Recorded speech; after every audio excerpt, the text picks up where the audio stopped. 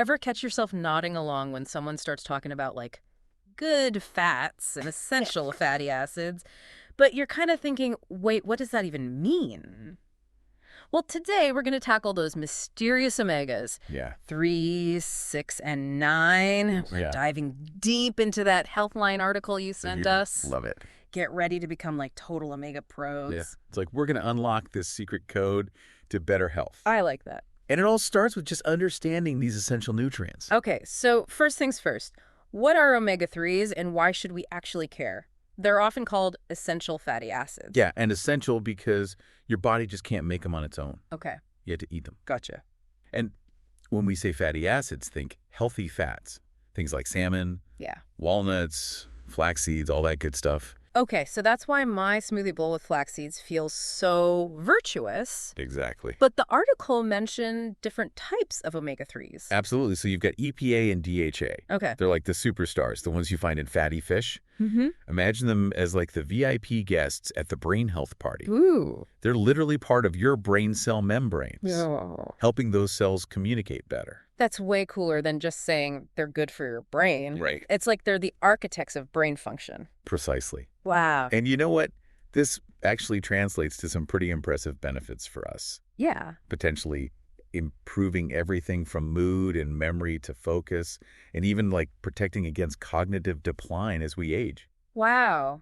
Now I understand why people are so obsessed with getting enough omega-3s. Yeah, and it's not just about the brain. Really? Omega-3s also play a big role in heart health, Okay. likely by helping to manage things like cholesterol levels, triglycerides, even blood pressure. So they're like the multitaskers.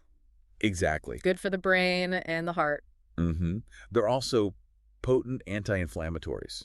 Oh, right. And, chronic inflammation is linked to a whole bunch of health issues. Yeah, So keeping that in check is crucial. that's huge. So EPA and DHA, those are like the fish oil celebrities. Yes. Clearly important. Mm-hmm. What about ALA? ALA. That's the omega-3 we get from plants, right? Right. So ALA is like the understudy. Okay. They can step in when needed. Okay. Our bodies can convert some ALA into EPA and DHA. Okay. But it's a little bit of a slow process, not always super efficient. Yeah. So while plant-based sources of ALA are great, it's still a good idea to include those fatty fish a couple times a week too. So we've covered the rock stars, EPA and DHA, Right. and their understudy ALA. But the article you sent also mentioned omega-6 fatty acids. Yeah. I feel like I've heard mixed things about those. What's the deal? Omega-6s are definitely misunderstood. Okay. Just like omega-3s, they're essential, Okay. meaning we need to get them from our diet. Mm-hmm. And they're actually the most abundant polyunsaturated fats in our bodies, Wow. playing a key role in things like energy production Okay. and cell growth. So not the villains they're sometimes made out to be. No, not at all, but there's a Ah. catch. Okay. Remember how we talked about omega-3s being anti-inflammatory? Yeah. Well, omega-6s can actually have the opposite effect. Wait, what? Yeah, So they're both essential, but one fights inflammation and the other one promotes it. exactly. Okay. It's all about balance. Okay. Both omega-3s and the omega-6s are converted by our bodies into these signaling molecules Okay. called eicosanoids. Mm-hmm. Omega-3s primarily make the kind that just calm things down. Oh. Your resolvins, protectins, they're like the peacekeepers. Right. Omega-6s, on the other hand, often get converted into eicosanoids that sound the alarm bells, Okay. like prostaglandins, Okay. which can ramp up inflammation Right. if things get out of whack. So it's like having a gas pedal and a brake pedal. Exactly. You need both to drive, but if you're slamming on the gas, those omega-6s, Yeah. without ever hitting the brakes, the omega-3s, you're headed for trouble. That's a great analogy. Yeah. And unfortunately, the typical Western diet is heavy on the gas pedal. Really? We consume way more omega-6s than omega-3s, Oh, wow. mainly from processed foods and refined vegetable oils. So that ideal ratio the article mentioned, like 4-to-1 or even closer to 1-to-1, Yeah. we're probably way off. Yeah, you got it. And that imbalance can actually contribute to chronic inflammation, Right.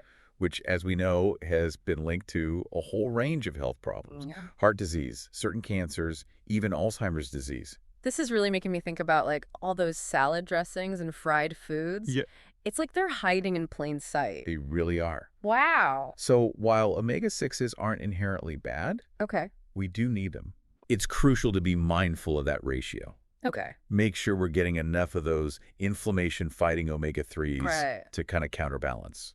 Okay, so we've got our omega-3 superstars Yes. and our omega-6s that need a bit of a balancing act. Mm-hmm. What about omega-9s? Yeah. The article mentioned those too, Yeah. but they didn't get as much airtime. Omega-9s are interesting because our bodies can actually produce those.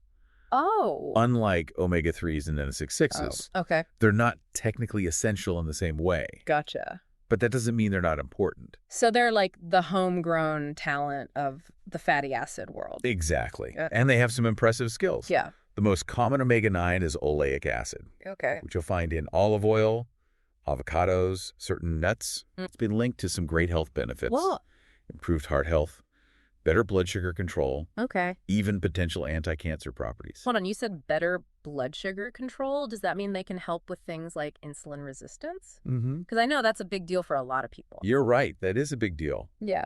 And yes, some research suggests that replacing some saturated and trans fats with monounsaturated fats, Okay. like oleic acid or star omega-9, Right. might improve insulin sensitivity. Okay. Essentially, it helps your cells use insulin more effectively to regulate your blood sugar levels. Okay. This is all starting to make sense. Yeah. It's amazing how something as simple as like swapping out cooking oils can make a difference for our health. He really highlights the power of informed choices, Yeah.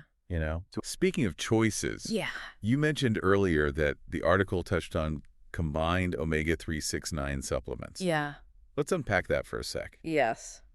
It seemed a little too good to be true. Yeah. Like one pill to rule all the omegas. Right.